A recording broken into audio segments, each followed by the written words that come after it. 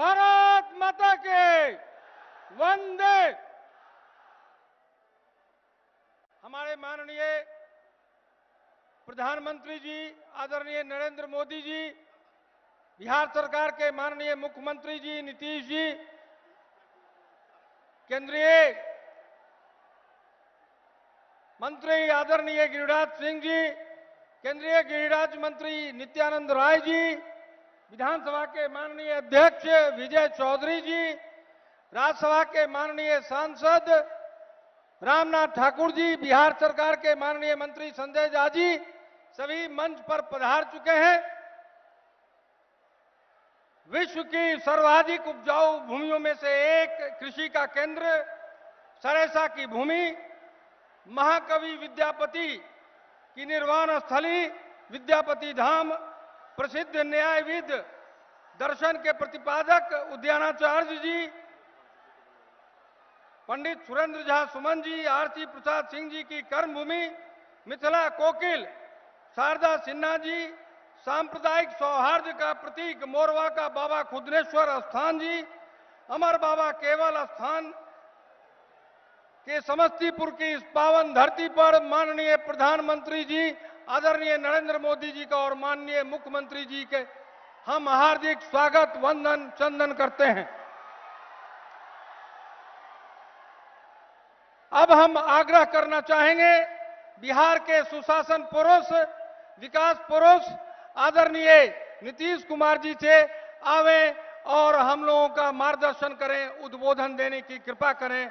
माननीय नीतीश जी, नीतीश कुमार जिंदाबाद।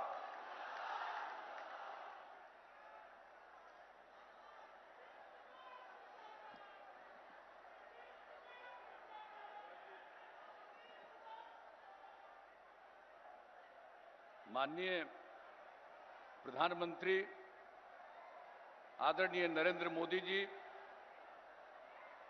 यहां पर इस कार्यक्रम में उपस्थित माननीय केंद्रीय मंत्री श्री गिरिराज सिंह जी, माननीय केंद्रीय मंत्री श्री नित्यानंद राय जी, बिहार विधानसभा के माननीय अध्यक्ष और सराय रंजन से एनडीए के प्रत्याशी श्री विजय कुमार चौधरी जी, बिहार सरकार के माननीय मंत्री श्री संजय झा जी, जननायक स्वर्गीय कर्पूरी ठाकुर जी के सुपुत्र और माननीय सांसद श्री रामनाथ ठाकुर जी, मंच के संचालक भारतीय जनता पार्टी के प्रदेश महामंत्री श्री सुशील कुमार चौधरी जी और यहां उपस्थित सभी हमारे प्रत्याशीगण, तीसरे चरण के प्रत्याशी कल्याणपुर अनुसूचित जाति क्षेत्र से महेश्वर हजारी जी, वारिसनगर के प्रत्याशी श्री अशोक सिंह जी, समस्तीपुर की प्रत्याशी श्रीमती अस्मेघ देवी जी, मोरवा की प्रत्याशी श्री विद्यासागर निषाद जी और दूसरा चरण जिसका चुनाव परसों होने वाला है, उजियारपुर के माननीय प्रत्याशी श्री सुशील कुमार राय जी, मोहद्दीनगर नगर के भाजपा प्रत्याशी श्री राजेश सिंह जी, विभूतिपुर से प्रत्याशी श्री राम बालक सिंह जी, रोसड़ा अनुसूचित जाति के प्रत्याशी श्री वीरेंद्र पासवान जी, हसनपुर से जनता दल यू के प्रत्याशी राजकुमार राय जी, एनडीए के सभी घटक दलों के हमारे सभी सम्मानित नेतागण, मेरे प्रिय साथियों, प्रिंट एवं इलेक्ट्रॉनिक मीडिया से जुड़े पत्रकार मित्रों, छायाकार बंधुओं और इस चुनावी सभा में उपस्थित बहनों एवं भाइयों, मैं सबसे पहले आप सब जो धूप को बर्दाश्त करते हुए इतनी बड़ी संख्या में उपस्थित हुए हैं आदरणीय प्रधानमंत्री जी को सुनने के लिए, इसके लिए मैं आप सब लोगों का हृदय से अभिनंदन करता हूं। आप सबको बहुत बहुत धन्यवाद देता हूं। अब हम सब लोग यहां पर एकत्रित हैं आदरणीय नरेंद्र मोदी जी की बात को सुनने के लिए, और आप जान रहे हैं जो इन्होंने देश के विकास के लिए काम किया है, देश कितना आगे बढ़ा है और बिहार के विकास के लिए इन्होंने विशेष सहायता की है, विशेष योजनाओं की शुरुआत की है। उससे आज बिहार आगे बढ़ रहा है। अब हम लोगों का जो चुनाव है, अब इस चुनाव के दौर में आप यहां पधार गए, इसके लिए मैं इनका अभिनंदन करता हूं और आप सबके नजदीक अपनी बात ये रखेंगे। लेकिन जो कुछ भी बिहार के विकास के लिए आपने किया है, इसके लिए सारे बिहार के लोग आपके प्रति श्रद्धा का भाव रखते हैं। और जो ये चुनाव होने वाला है, हम सब लोग एनडीए के सारे प्रत्याशियों के लिए आदरणीय प्रधानमंत्री जी आपसे अपील करने के लिए आए हैं और विभिन्न स्थानों पर अपील कर चुके हैं। तो हम लोग तो यही कहेंगे कि जो देश के विकास के लिए काम कर रहे हैं, बिहार के विकास के लिए जो विशेष सहायता कर रहे हैं और जो बिहार के विकास के लिए हम लोगों ने इतने दिनों से काम करने की कोशिश की, हर इलाके का विकास और समाज के हर तबके का उत्थान, ये काम हम लोग आगे जारी रखेंगे अगर आप सब लोगों का होगा। और जो भी हुआ है, अब आप समस्तीपुर के लिए सोच लीजिए। आप सबको मालूम है केंद्र सरकार के सहयोग से ही मेडिकल कॉलेज की स्थापना यहां शुरू हो गई। और आप जानते एक एक काम जो हो रहा है और कई सड़कें बनने जा रही है। और जो कुछ भी है, जो हम लोगों ने कहा था मुजफ्फरपुर बरौनी, ये सब सड़क के चौड़ीकरण का, जो समस्तीपुर होकर समस्तीपुर जिले से जाता है, 4 लेन के चौड़ीकरण की भी स्वीकृति मिल गई है। यानी हर चीज में स्वीकृति, हर चीज के लिए विकास। इसलिए आप फिर मौका दीजिएगा। एनडीए बिहार को केंद्र सरकार के सहयोग से नई ऊंचाइयों तक ले जाएगा, इसको बहुत आगे बढ़ाएगा। और समाज में हम सब लोग प्रेम और भाईचारे का भाव रखते हैं। इन्हीं शब्दों के साथ मैं पुनः अपनी तरफ से, आप सब लोगों की तरफ से आदरणीय प्रधानमंत्री जी का स्वागत करता हूं, अभिनंदन करता हूं। आप सबका भी मैं अभिनंदन करता हूं कि आप सब इतनी बड़ी संख्या में आए हैं। और इन्हीं शब्दों के साथ आप सब भारी मतों से एनडीए के उम्मीदवारों को विजयी बनाइएगा। इसी अनुरोध और निवेदन के साथ मैं अपनी बात समाप्त करता हूं। बहुत बहुत धन्यवाद।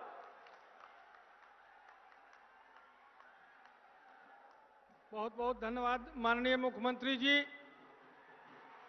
विश्व के सर्वाधिक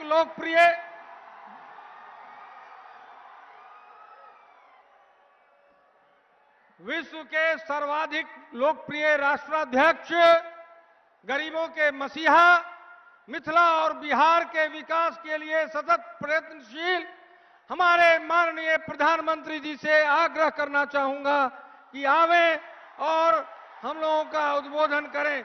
नरेंद्र मोदी जिंदाबाद, नरेंद्र मोदी जिंदाबाद, नरेंद्र मोदी जिंदाबाद, भारत माता की।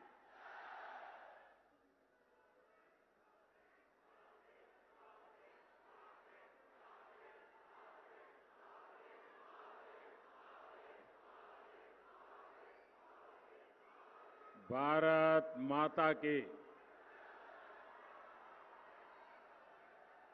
भारत माता की।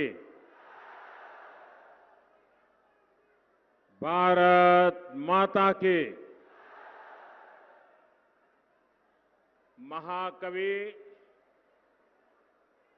विद्यापति के मुक्ति स्थल, जननायक कर्पूरी ठाकुर के कर्मस्थल, गलवान घाटी के शहीद अमन कुमार सिंह के पावन भूमि पर हम सबके प्रणाम करै छी।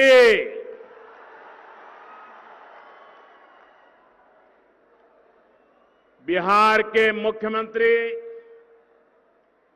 मेरे मित्र और भावी मुख्यमंत्री श्रीमान नीतीश कुमार जी, मंत्रिमंडल में मेरे सहयोगी श्रीमान गिरिराज सिंह जी, श्रीमान नित्यानंद राय जी, बिहार विधानसभा के अध्यक्ष श्रीमान विजय कुमार चौधरी जी, संसद में हमारे साथी श्रीमान रामनाथ ठाकुर जी, विधान परिषद संजय और मंत्री भाई संजय झा जी, एनडीए के सभी वरिष्ठ नेतागण, प्रतिनिधिगण, सभी मेरे उम्मीदवार भाइयों बहनों और विशाल संख्या में पधारे हुए मेरे प्यारे भाइयों और बहनों, यहां खगड़िया, बेगूसराय और दूसरे जिलों से भी अनेक साथी हम सबको आशीर्वाद देने के लिए पहुंचे हैं। हजारों साथी दूर दूर ऑनलाइन टेक्नोलॉजी के माध्यम से इस जनसभा से जुड़े हैं। आप सभी को भी मेरा प्रणाम। कोरोना की बंदिशों के बीच भी इतनी भारी संख्या में आना,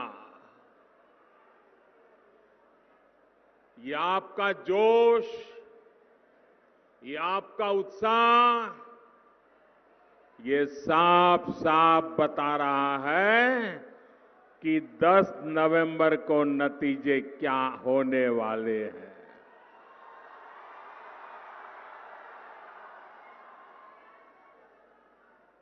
जहां भी मेरी नजर पहुंच रही है, मुझे लोग ही लोग नजर आ रहे हैं। हर कोने में विजय का विश्वास है, उमंग है, उत्साह है। बिहार के उज्जवल भविष्य का संकल्प मैं देख रहा हूं।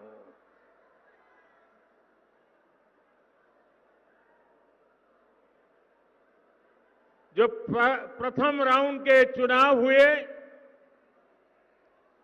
बड़े बड़े पॉलिटिकल पंडितों ने घोषणाएं की थी कि मतदान नहीं होगा, बहुत कम होगा, लेकिन बड़े बड़े पंडितों की बात को भी बिहार के जागरूक नागरिकों ने गलत सिद्ध कर दिया। बिहार बधाई के पात्र है। उसी प्रकार से कुछ पत्रकार मित्रों से बात हुई, कुछ पॉलिटिकल पंडितों से बात हुई, धरती पे काम करने वाले राजनीतिक दलों के कार्यकर्ताओं से बात की, और जो बड़े सटीक तरीके से सर्वेक्षण करते हैं उनसे बात की। पहले राउंड में जो मतदान हुआ है, चारों तरफ से एक ही संदेश आ रहा है कि प्रथम राउंड में एनडीए ने बाजी मार ली है।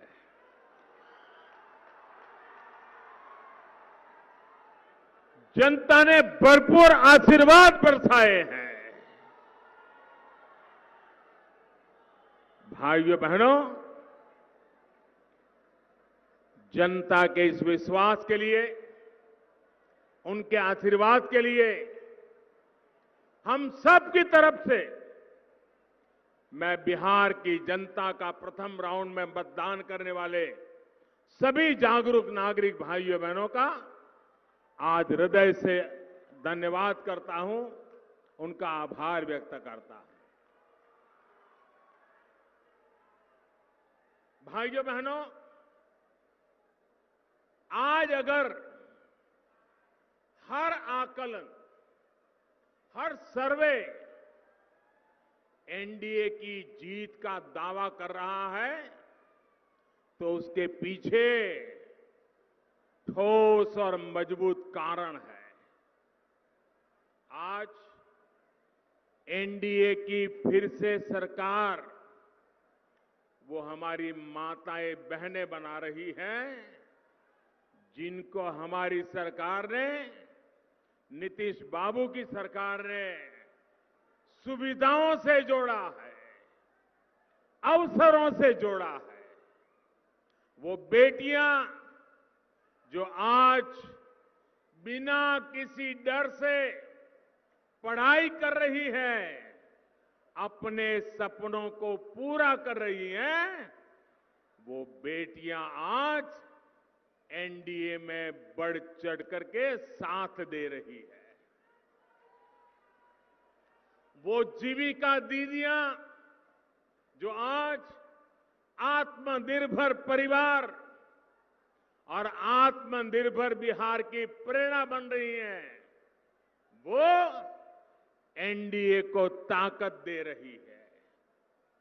घर घर, स्कूल स्कूल बने शौचालयों ने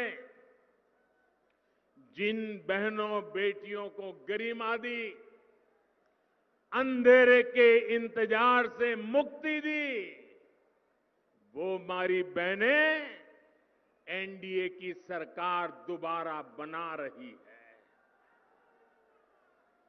जिन बहनों को पीने के पानी के संघर्ष से मुक्ति मिली, वो एनडीए के पक्ष में वोट डालने के लिए उत्साहित है। जीवन भर धुएं में उलझती उन बहनों का वोट अब धुएं से मुक्ति मिली है, उनका वोट एनडीए के लिए। जिनके घर में उज्ज्वला का सिलेंडर पहुंच चुका है। साथियों, बिहार के बेटे बेटियां जिन्हें आज मुद्रा लोन मिल रहा है, बैंकों ने जिनके लिए दरवाजे खोल दिए हैं, जिन्हें आईआईटी, आईआईएम, एम्स मिल रहा है, वो आज अपने उज्जवल भविष्य के लिए एनडीए पर भरोसा कर रहे हैं। बिहार का मध्यम वर्ग जिसकी ईज ऑफ लिविंग बढ़ी है, नए हाईवे, नए रेल रूट बनने से जिसकी सहूलियत बढ़ी है, जिसके घर की ईएमआई कम हुई है, जिसे शांति का माहौल मिला है, वो आज बढ़ चढ़ करके एनडीए का झंडा लेकर के दौड़ रहे हैं। साथियों, जिसको आज अपना पक्का घर मिल रहा है, आयुष्मान भारत योजना से मुफ्त इलाज मिल रहा है, दिवाली और छठी मैया की पूजा तक जिनको मुफ्त राशन मिल रहा है, वो कभी जरूरी सुविधाओं के लिए भटकने पर मजबूर थे। आज जिनके पास सरकार खुद पहुंच रही है, बिहार का ऐसा एक एक परिवार, हर कोई परिवार आज एनडीए की जीत का आधार बना है। साथियों, एनडीए सरकार ने आज समाज के उस वर्ग के सपनों को, उसकी आकांक्षाओं को नई उड़ान दी है।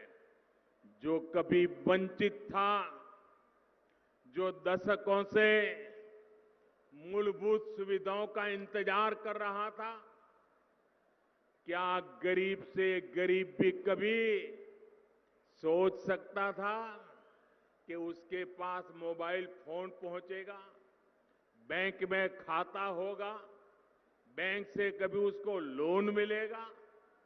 क्या किसान कभी सोच सकता था कि उसके खाते में, बैंक खाते में भी कभी नियमित रूप से सरकार पैसे जमा करेगी?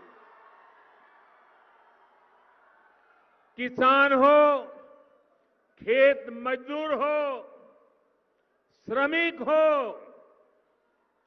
छोटा दुकानदार हो, इन सब ने क्या कभी सोचा था कि उनको 60 वर्ष की आयु के बाद पेंशन की सुविधा मिलेगी? वो बूढ़ापा सम्मान के पूर्वक जी पाएगा? ये सब कुछ आज हो चुका है और एनडीए सरकार ने ये कर करके दिखाया है। साथियों, बिहार ने, और ये बात पूरा हिंदुस्तान भी गर्व से कह रहा है और हर बिहारी तो गर्व से कहने का हकदार है। वो बात क्या है? बिहार ने,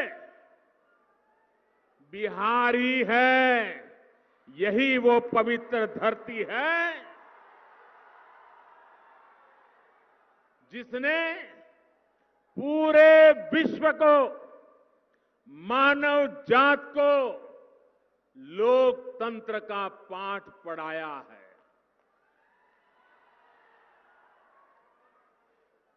इसी बिहार की पवित्र धरती से ही दुनिया में लोकतंत्र की कोपल निकली थी।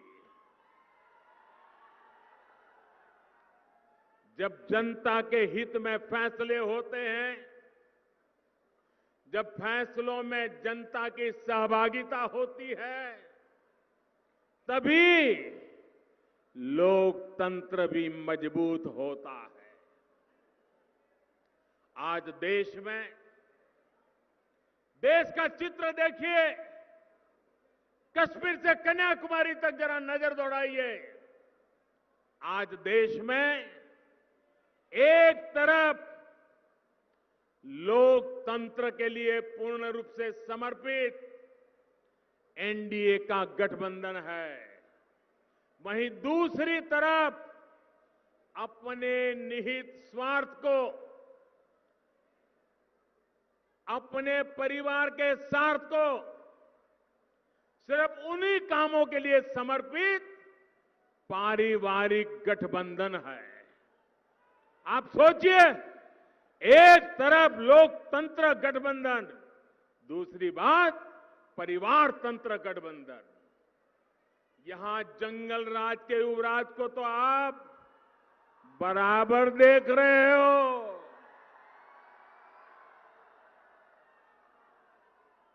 कांग्रेस पार्टी का दायरा भी धीरे धीरे सिकुड़ करके सिर्फ अपने परिवार तक ही सीमित होकर रह गया है।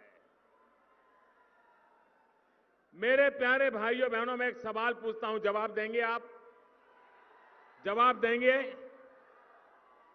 सरदार वल्लभ भाई पटेल इस देश के महान देशभक्त नेता थे कि नहीं थे? देशभक्त नेता थे कि नहीं थे? सरदार साहब ने देश को एक किया कि नहीं किया? किया कि नहीं किया? सरदार साहब देश के लिए जिए कि नहीं जिए? सरदार साहब ने पूरा जीवन सिर्फ और सिर्फ देश के लिए लगाया कि नहीं लगाया? सरदार साहब कांग्रेस पार्टी के थे कि नहीं थे? थे कि नहीं थे? फिर भी कांग्रेस पार्टी एक परिवार में ऐसी सिमट गई है, ऐसी सिमट गई है। कल सरदार साहब जैसे महापुरुष का जन्म जयंती थी, लेकिन इस परिवार ने उन्हीं के कांग्रेस के नेता रहे हुए देश के महापुरुष सरदार साहब को स्मरण करने में भी इनके पेट में चूहे दौड़ने लगे। भाइयों, ये परिवारवाद, सरदार साहब न भाजपा के थे, न आरएसएस के थे, न जनसंघ के थे, लेकिन इस मां के लाल थे, मां भारती के लाल थे।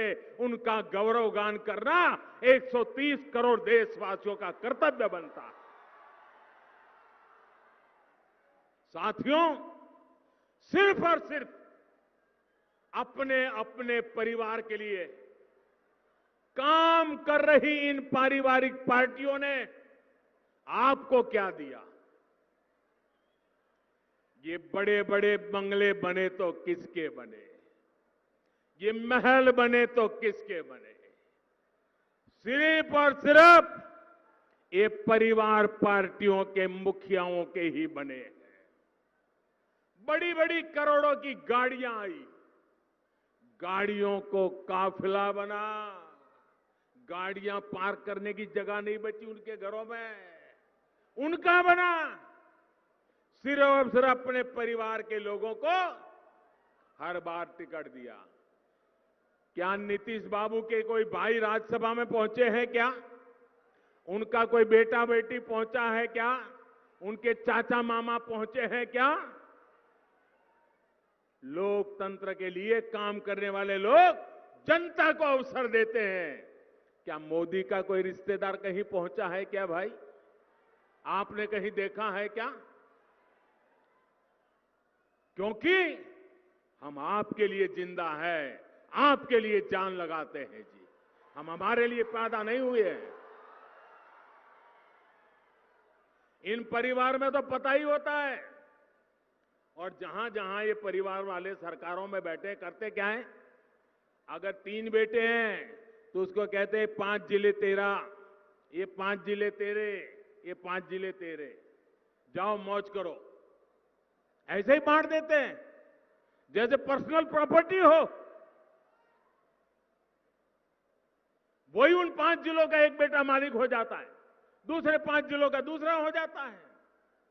कभी दामाद आवाज उठाए तो उसको 2 जिले दे देते, कभी बेटी आवाज उठाए उसको 1 जिला दे देते। राज्यसभा भेजो तो उन्हीं परिवार के, असेंबली में भेजो तो एक ही परिवार। तो फिर आपके बच्चे कहां जाएंगे? आपके लिए निर्णय कौन करेगा?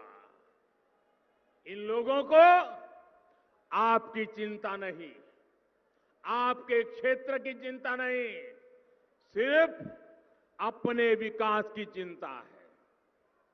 भाइयों और बहनों, वहीं एनडीए का मंत्र है सबका साथ, सबका विकास और सबका विश्वास। एनडीए सरकार का निरंतर ये प्रयास रहा है कि कोई व्यक्ति, कोई भी क्षेत्र विकास के लाभ से छूट न जाए। सुविधा, सम्मान और सुअवसर में किसी के साथ भी कोई भेद नहीं होना चाहिए। यही तो सुशासन का भी लक्ष्य है। नीतीश जी के नेतृत्व में इसी लक्ष्य को पाने के लिए बिहार में एनडीए ने लगातार काम किया है। आत्मनिर्भर बिहार का जो संकल्प लिया गया है, ये इसी सुशासन का युवाओं के लिए अधिक से अधिक रोजगार के अवसर दिलाने का यही तो रोड मैप है। ये बिहार के गांव गांव के सामर्थ्य को देश का सामर्थ्य बनाने का अभियान है। ये बिहार की औद्योगिक क्षमता, यहां के युवाओं के उद्यमशीलता को पंख लगाने का मिशन है। भाइयों और बहनों, आज समस्तीपुर हो, बेगूसराय हो, खगड़िया हो, ये पूरा क्षेत्र आत्मनिर्भरता के इसी संकल्प का नेतृत्व करने के लिए तैयार है। पीएम पैकेज के तहत आज यहां ग्रामीण सड़कों, नेशनल हाईवे और रेलवे से जुड़े इंफ्रास्ट्रक्चर पर विशेष काम किया जा रहा है। आने वाले समय में ये क्षेत्र रेलवे से जुड़ी सुविधाओं और रेलवे निर्माण में आत्मनिर्भरता के हमारे मिशन का भी ये बड़ा अहम केंद्र बने, इसके लिए काम चल रहा है। साथियों, जननायक कर्पूरी ठाकुर जी, यमुना कार जी और स्वामी सहजानंद सरस्वती जैसे विजनरी सपूतों ने जो सपना इस क्षेत्र के लिए दिखा था, वो आज साकार होता नजर आ रहा है। यहां केवल है, शिवारा है, बाबा निरंजन का स्थान है। सभी के आशीर्वाद से कृषि, पशुपालन, मछली पालन से जुड़ी रिसर्च का एक बड़ा सेंटर समस्तीपुर बन चुका है। पूसा यूनिवर्सिटी अब डॉक्टर राजेंद्र प्रसाद यूनिवर्सिटी बनने के साथ साथ सेंट्रल यूनिवर्सिटी भी बन गई है।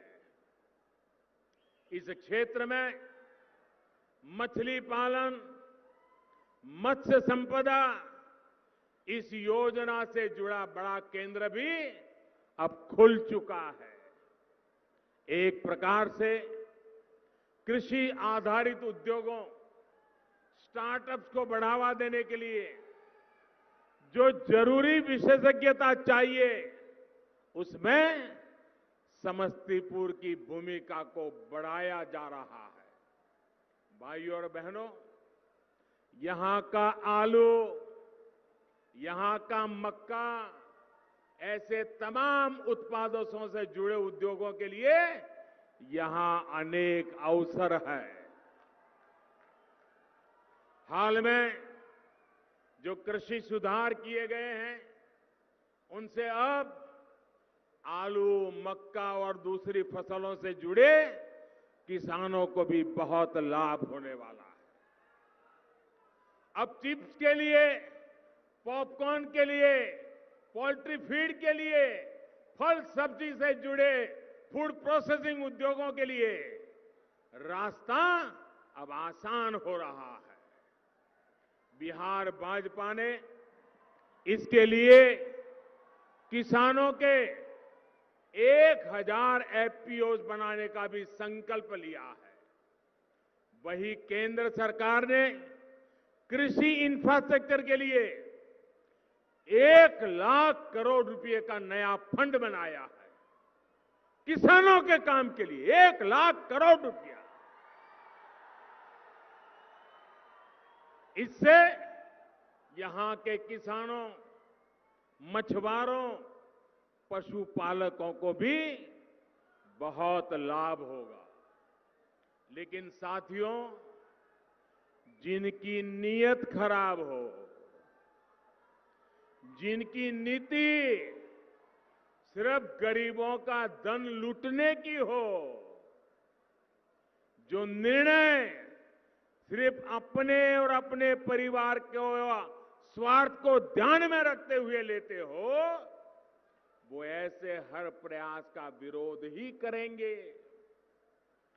आज देश में कृषि क्षेत्र हो या देश की सुरक्षा से जुड़े काम, ये हर बात का विरोध कर रहे हैं।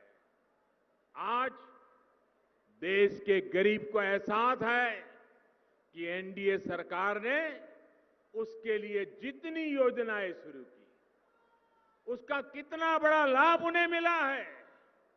लेकिन स्वच्छ भारत हो, जनधन हो, आयुष्मान हो, हर योजना का इन लोगों ने डगर डगर पर विरोध किया, मजाक उड़ाई। इन्हें गरीब की तकलीफों से, उसकी परेशानी से, उसकी मुसीबतों से कोई फर्क नहीं पड़ता। बस फोटो खिंचवाने के लिए सोचते रहते हैं और कोई लेना देना नहीं। इन्हें गरीब सिर्फ और सिर्फ चुनाव में याद आते हैं।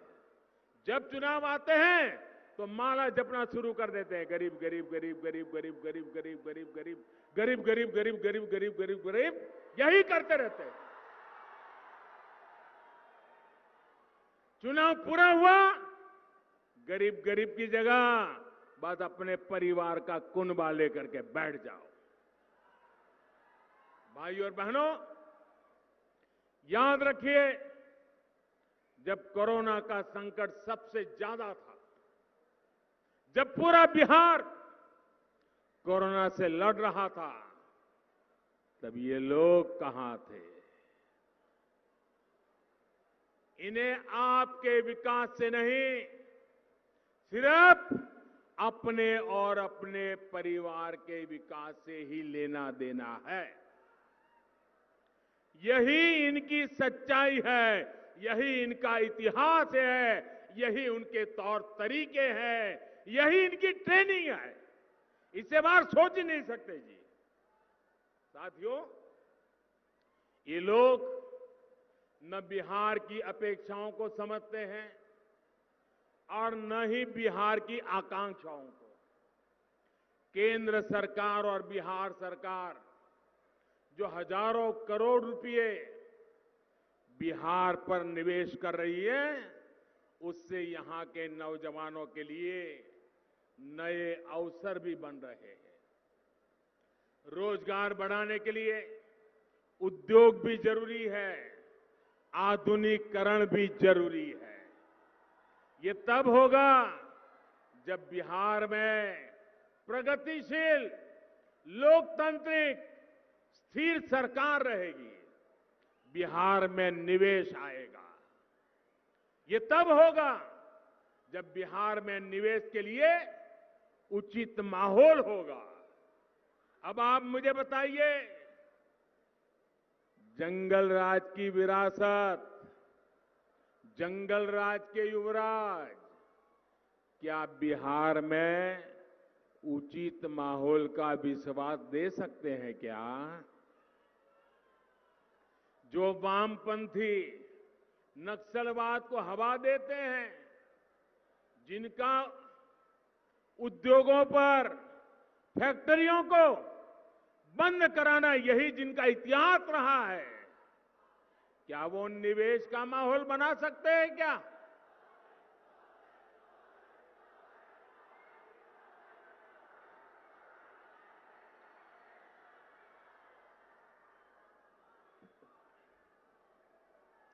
साथियों, जननायक कर्पूरी ठाकुर जी इमरजेंसी के दिनों के बाद जब मुख्यमंत्री बने तो उन्होंने एक इंटरव्यू दिया था और बड़ा सटीक इंटरव्यू था। एक दूरदर्शी नेता जो देश के लिए सोचता है, गरीब के लिए सोचता है, बिहार के लिए सोचता है, उस समय मुख्यमंत्री थे, सत्ता की गादी पर बैठे हुए थे, लेकिन कर्पूरी साहब ने क्या इंटरव्यू दिया था? इंटरव्यू में कर्पूरी ठाकुर ने कहा था, सत्ता के आसपास अवसरवादियों को शरण या तरजीह, अवसरवादियों को शरण या तरजीह बिल्कुल नहीं मिलनी चाहिए, वरना वो मुझे नहीं तो मेरे बेटे या संबंधियों को भ्रष्ट करेंगे। ये कर्पूरी ठाकुर जी ने कहा था। कर्पूरी ठाकुर जी के बाद बिहार के लोगों ने इस बात को 100% सच होते देखा है। 1.5 दशक तक देखा था। कर्पूरी ठाकुर जी की ये बात जंगल राज वालों ने सुनी होती, कर्पूरी ठाकुर की बात को समझी होती, तो बिहार के हालात इतने नहीं बिगड़ते। जंगल राज वालों ने बिहार में भ्रष्टाचार को हर मंत्रालय, हर विभाग, हर जगह परिवार को भी पहुंचाया, पाप को भी पहुंचाया, भ्रष्टाचार को भी पहुंचाया है। भाइयों और बहनों, यहां इस सभा में बेगूसराय के काफी लोग भी जुड़े हुए हैं। बेगूसराय को बिहार की औद्योगिक राजनीति तक कहा जाता है। बिहार के पहले मुख्यमंत्री श्री बाबू ने कितने बड़े सपनों के साथ यहां काम किया था, लेकिन जंगल राज, अराजकता और नक्सली मानसिकता वालों ने बिहार को क्या दिया। बरौनी का खाद कारखाना ये अपने आप बंद नहीं हुआ था, ये उनकी गलत नीतियों के कारण बंद हुआ था, जो आज बड़ी बड़ी बातें कर करके लोभ लुभावनी चर्चाएं करते हैं। आज आपके आशीर्वाद से बरौनी के खाद कारखाने को भी नया जीवन मिल रहा है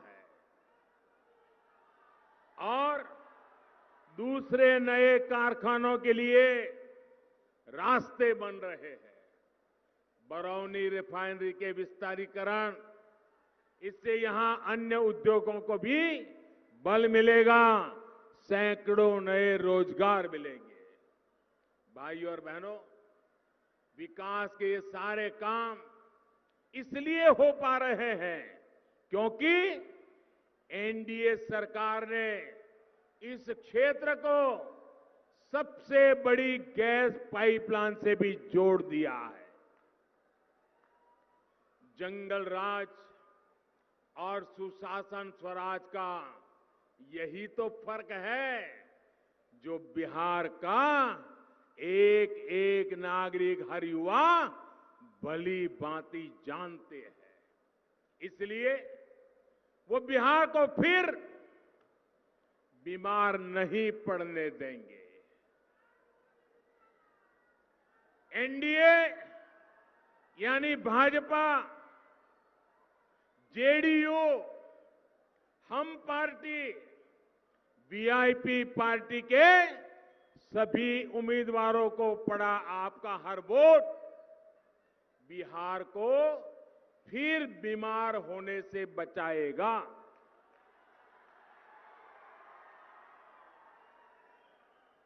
मेरे बिहार के भाइयों बहनों, मैं एक छोटी सी अपने घर में की बात बताता हूं, हर परिवार की बात बताता हूं और उससे आप समझ जाएंगे कि हमें सोचना कैसे चाहिए। आप मुझे बताइए, जीवन में कभी कोई अच्छी चीज बड़ी दिखने में अच्छी हो, स्वादिष्ट लगती हो और मन कर जाए कि ये तो बढ़िया है, चलो आज खा लें, और मानो खाया और खाने के बाद रात होते होते पेट में दर्द होना शुरू हो गया, दस्त हो गए, वॉमिटिंग शुरू हो गया, बीपी ऊपर नीचे होने लग गया, परिवार के सबका पसीना छूट गया, डर लगने लगा पता नहीं क्या हो गया। अगर कुछ खाने से अगर ऐसी बीमारी आ गई, मुझे बताइए जिंदगी में दोबारा कभी भी 10 साल, 20 साल, 25 साल, 30 साल के बाद कितना भी मन कर जाए, उस चीज को फिर से कोई खाएगा क्या? खाएगा क्या? देखते ही लगेगा यार उस दिन तो इसने मेरा सब बर्बाद कर दिया था, इससे दूर रहो। मेरे भाइयों बहनों, जिन्होंने बिहार को बीमार बना दिया था, क्या उनको फिर से ला सकते हैं क्या? आप में से कोई बिहार को बीमार देखना चाहता है क्या? बिहार को बीमार बनने देना चाहता है क्या? फिर जो बीमारी लाते हैं उनको आने देना चाहिए क्या? और इसलिए मेरे प्यारे भाइयों बहनों, मैं आज बड़े आत्मविश्वास के साथ, पूरे समर्पण भाव के साथ मेरे बिहार के भाइयों बहनों से हमारे सभी साथियों के लिए आशीर्वाद मांगने आया हूं। पहले चरण में जो आशीर्वाद दिए हैं वो सिलसिला बढ़ते चला जाना चाहिए। मेरे साथ पूरी ताकत से बोलिए, भारत माता की, भारत माता की, भारत माता की। बहुत बहुत धन्यवाद।